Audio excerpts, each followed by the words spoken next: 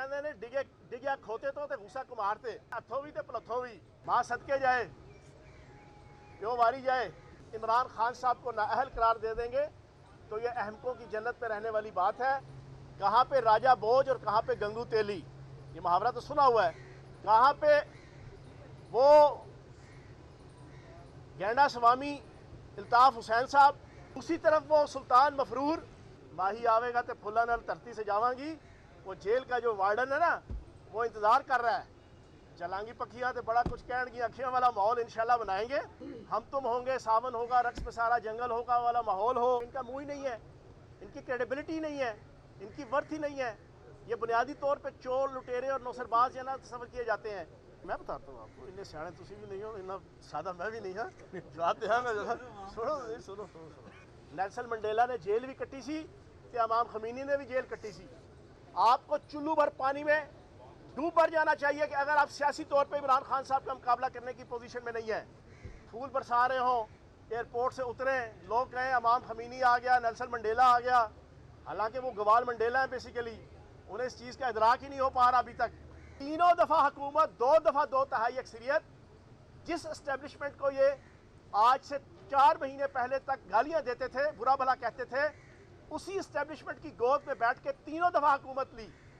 PDM के साथ हमारा मुकाबला है, पीडीएम के साथ मुकाबला करेंगे।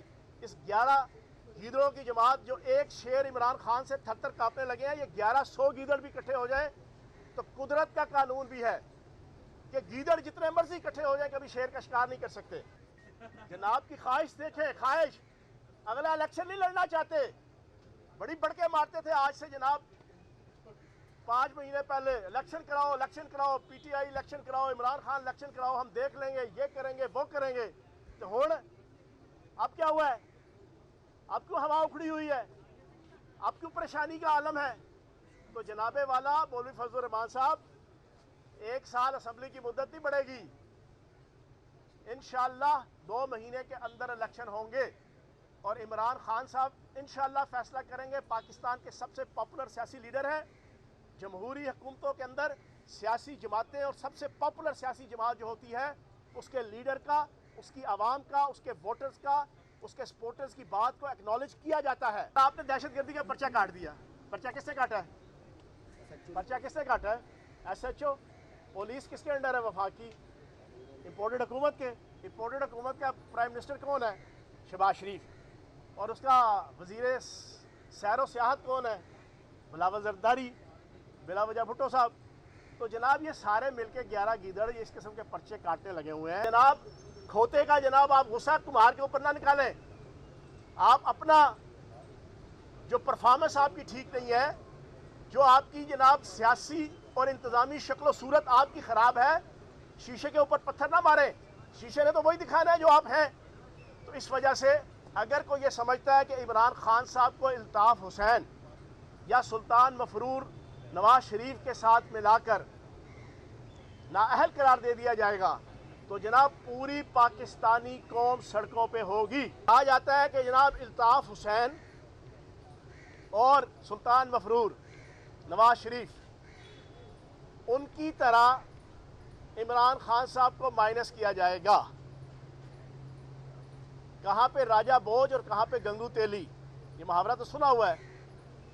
कहाँ पे वो गैंडा स्वामी इल्ताफ हुसैन साहब कि जिनकी सारी ज़िंदगी पाकिस्तान के ख़िलाफ़, पाकिस्तान की रियासत के ख़िलाफ़ साजिशें करती हुई गुजरी, और फिर जो आखिरी कम अज़ कम जो 3-4 साल थे उनके, उस पर जो जो उन्होंने किरदार अदा किया पाकिस्तान के ख़िलाफ़, रियासत के ख़िलाफ़, मुझे बताने की ज़रूरत नहीं है।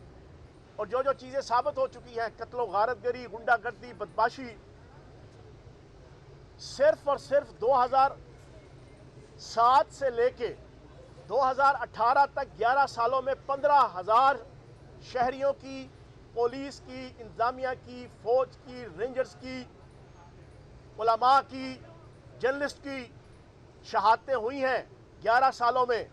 दहशतगर्दी की कार्रवाइयाँ पिछले तकरीबन जो है वो 11 सालों में ये इल्ताफ हुसैन की सरपरस्ती में हुई।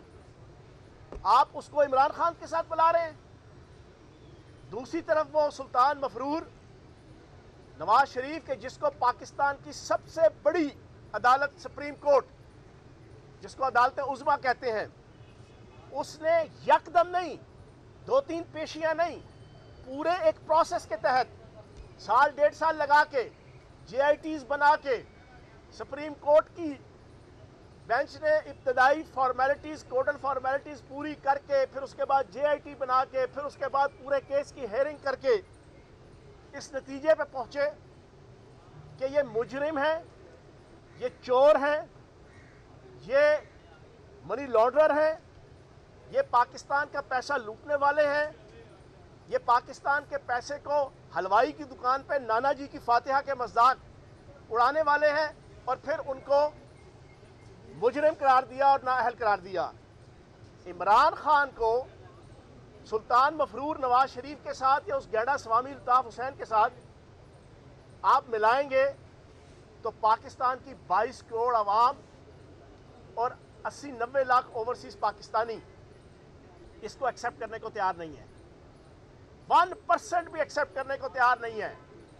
इमरान खान साहब ने जो कहा, अपने जवाब के अंदर बता दिया कि मेरा कहने का मकसद उस काबिल एहतराम जज को ये कहना मकसूद था कि हम आपकी इस कार्रवाई के खिलाफ, आपकी जो आला अदलिया का जो शिकायती फोरम है, सुप्रीम जुडिशल काउंसिल हो गया या हाई कोर्ट या सुप्रीम कोर्ट, हम वहां पे एक्शन लेंगे, आपके खिलाफ दरखास्त देंगे। इमरान खान साहब ने कहा कि मेरा कहने का मकसूद ये था।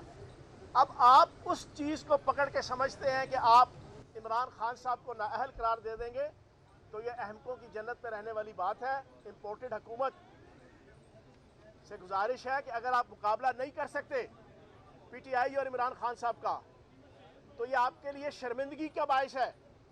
आपको चुल्लू भर पानी में डूब भर जाना चाहिए कि अगर आप सियासी तौर पे इमरान खान साहब का मुकाबला करने की पोजीशन में नहीं है।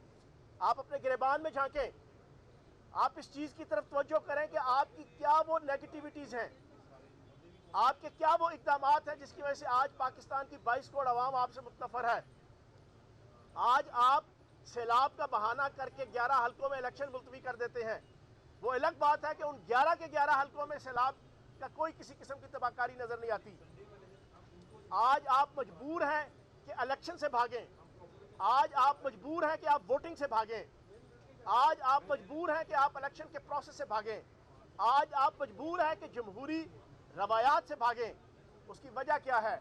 उसकी वजह यह है कि पूरी पाकिस्तानी कौम अपनी आंखों से देख चुकी है कि एक बेहतरीन पाकिस्तान की फुल परफॉर्मेंस के साथ डिलीवर करने वाली पार्टी PTI और लीडर इमरान खान जब 3.5 सालों में अपना किरदार ठीक तरीके से अदा कर रहे थे और पाकिस्तान की इकॉनमी को बेहतरी की तरफ लेके जा रहे थे, तो जनाब आपको क्या जरूरत पड़ी थी कि बैरूनी ताकतों के इशारों पे उनके डॉलर्स और डीलर्स की गोद में बैठ के आप एक हस्ती बस्ती रियासत की एक हस्ती बस्ती हुकूमत को ख़त्म करें। फिर उसके बाद जिस महंगाई को बुनियाद बनाकर आप आए, 11% महंगाई को आज 42% महंगाई हो गई है। आज पूरी पाकिस्तानी कौम, उससे जिंदा रहने का हक छीन लिया गया है। तो पूरी पाकिस्तानी कौम इन सारी चीज़ों को देखते हुए आपसे मुतनफ़र है। तो जनाबे वाला उसका गुस्सा, उसकी कहते हैं डिगिया खोते तो गुस्सा को मारते। जनाब आप गुस्सा मीडिया पे और PTI पे और इमरान खान साहब पे ना निकालें। कभी एक चैनल बंद करते हैं, कभी दूसरा चैनल बंद करते हैं, कभी एक एंकर पे पाबंदी, कभी दूसरे एंकर पे पाबंदी, कभी तीसरे एंकर पे पाबंदी, कभी तजिया निगार को चैनल से निकलवाया जा रहा है। पाकिस्तान ने दुनिया की हिस्ट्री में कभी इतनी सेंसरशिप और इतनी आज़ादी सहाफ़त के ऊपर हमले दुनिया के किसी मुल्क में नहीं हुए। पाकिस्तान की 75 साल तारीख में चारों मार्शल लॉ में नहीं हुए जो आपने किए। तो जनाब खोते का जनाब आप गुस्सा कुम्हार के ऊपर ना निकालें। आप अपना जो परफॉर्मेंस आपकी ठीक नहीं है, जो आपकी जनाब सियासी और इंतज़ामी शक्ल सूरत आपकी ख़राब है, शीशे के ऊपर पत्थर ना मारें। शीशे ने तो वही दिखाना है जो आप हैं। तो इस वजह से अगर कोई ये समझता है कि इमरान खान साहब को अल्ताफ़ हुसैन या सुल्तान मफरूर नवाज शरीफ के साथ मिलाकर नाअहल करार दे दिया जाएगा, तो जनाब पूरी पाकिस्तानी कौम सड़कों पे होगी। पूरी पाकिस्तानी कौम, इतना आसान नहीं है। मुकाबला जमहूरी तरीके से करो, हम भी मुकाबला जमहूरी तरीके से तुम्हारा करेंगे। पीडीएम के साथ हमारा मुकाबला है, पीडीएम के साथ मुकाबला करेंगे।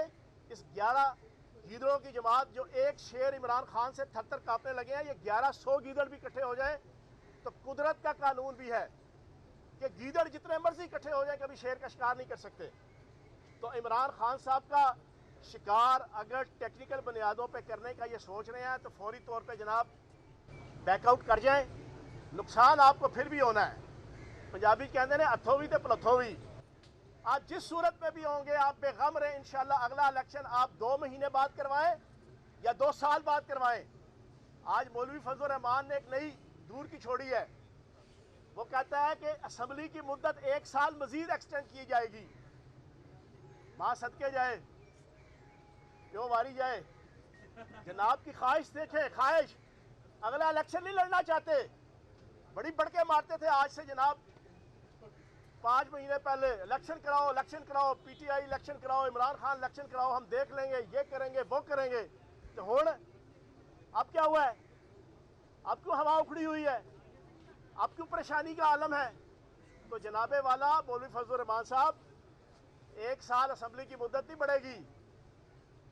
इंशाअल्लाह 2 महीने के अंदर इलेक्शन होंगे और इमरान खान साहब इंशाअल्लाह फैसला करेंगे। पाकिस्तान के सबसे पॉपुलर सियासी लीडर हैं।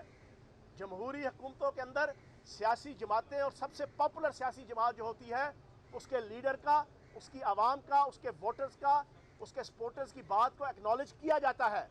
जमहूरियत है ही यही। जमहूरियत जो है वो अफरादी ताकत का नाम है।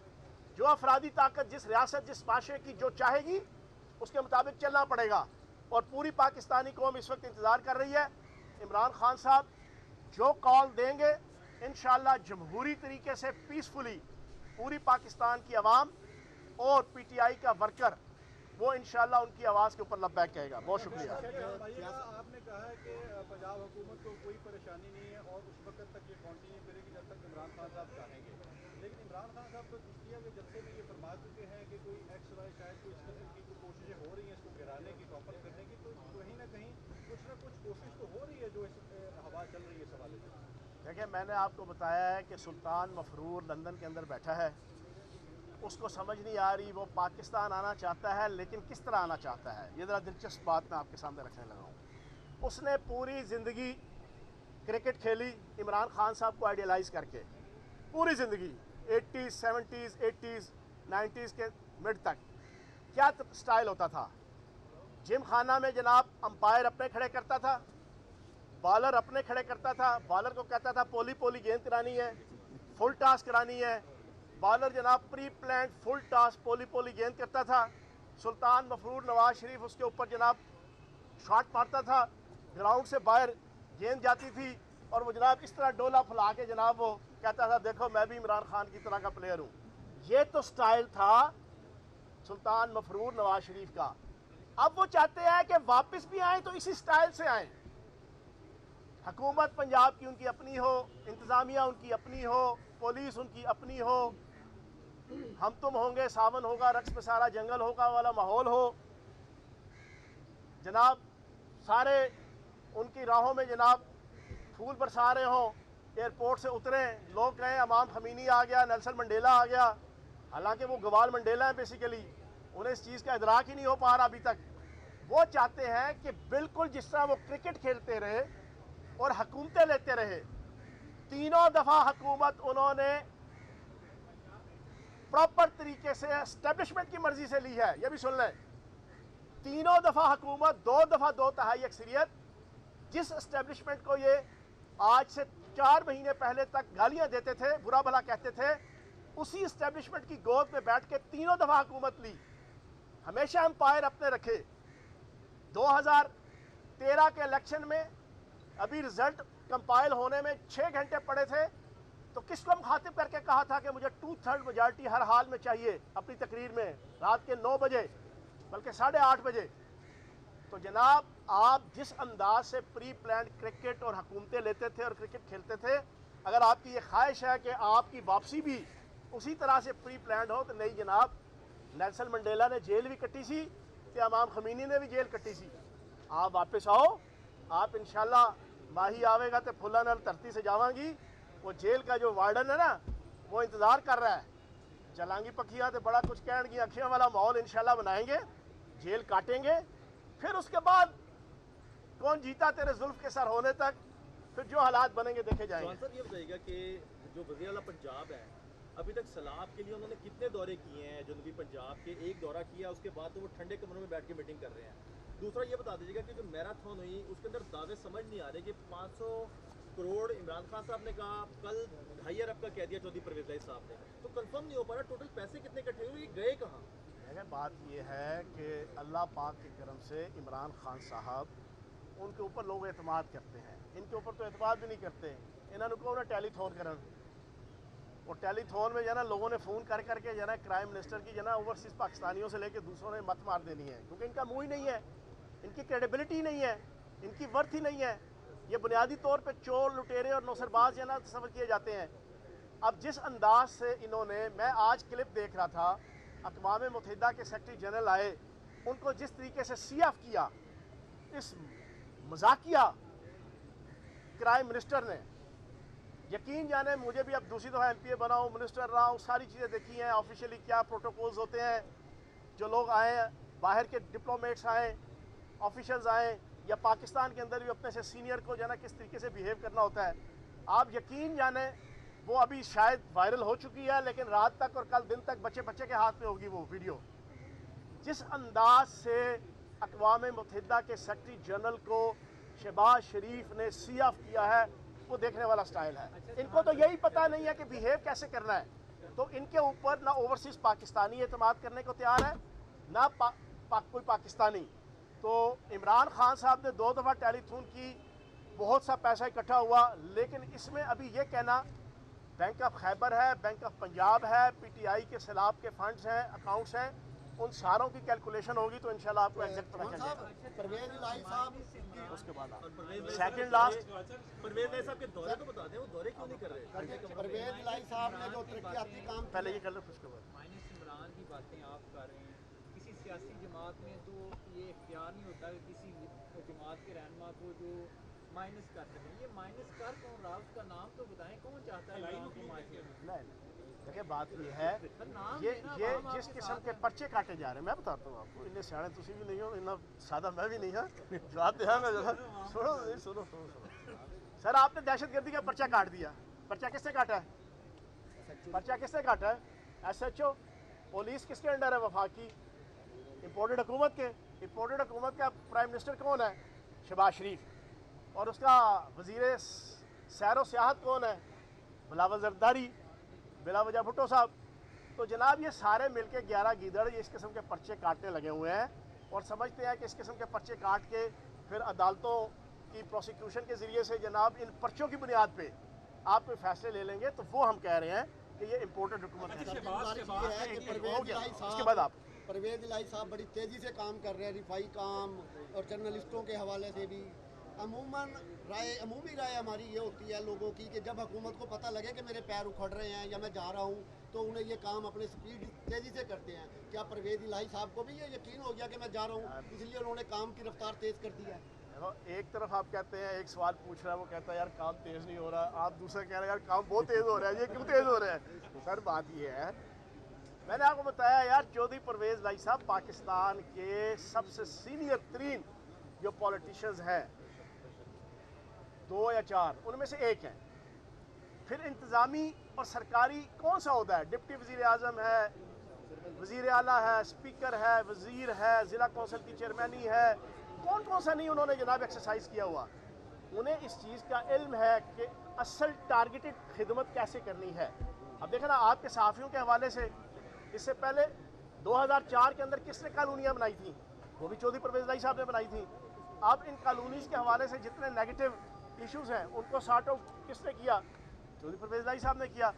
बाकी अगर वो काम अच्छे कर रहे हैं तो पूरी टीम वर्क के तहत कर रहे हैं। PTI की पूरी हुकूमत है, सारे मिनिस्टर्स हैं और वज़ीर आला हैं, एक टीम वर्क के तौर पे, क्योंकि हमारा ये स्टाइल है कि हमने जनाब राम राम सपना पराया माल अपना के तौर पे मुल्क और कौम का पैसा नहीं लूटना, बल्कि मुल्क की खिदमत करनी है। बहुत शुक्रिया।